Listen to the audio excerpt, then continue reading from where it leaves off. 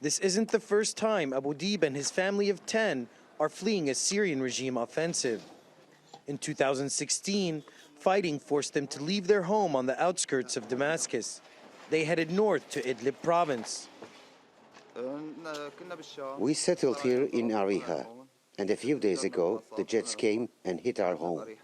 The house collapsed on top of us. My father was killed in the attack. Now we are going to live between the olive trees.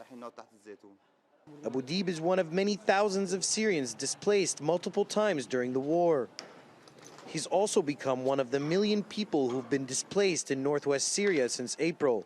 The civil defense group known as the White Helmets is trying to evacuate as many people as it can.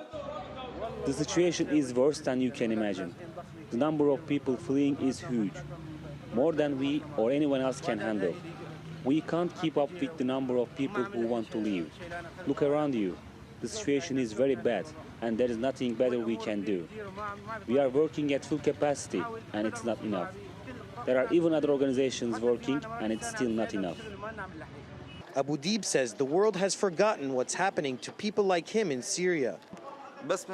We want the world to see the truth about the things happening here. Women, children, young men are all dying under the rubble. People should try to live here under the bombardment for a single day. Look around you.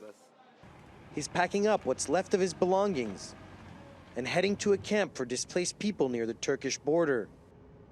He patiently weaves through a thick stream of cars filled with people who are also fleeing the fighting. A few hours later, he arrives where he plans to settle. Before he brings his family here, he'll get their shelter ready. I have to start breaking the rocks. I have to make it flat and soft. It needs a lot of work. Then I need to put up a tent. When that's done, I'll get my family from some people who are letting them stay in their home in Sarmada. The Assad regime continues its attacks on Idlib and Aleppo, violating the agreements made between Russia and Turkey to make this area a de-escalation zone.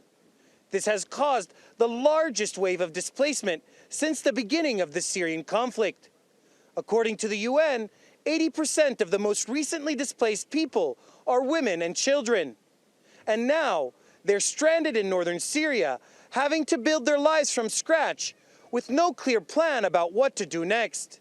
Obaida Hitto, TRT World, Idlib, Syria.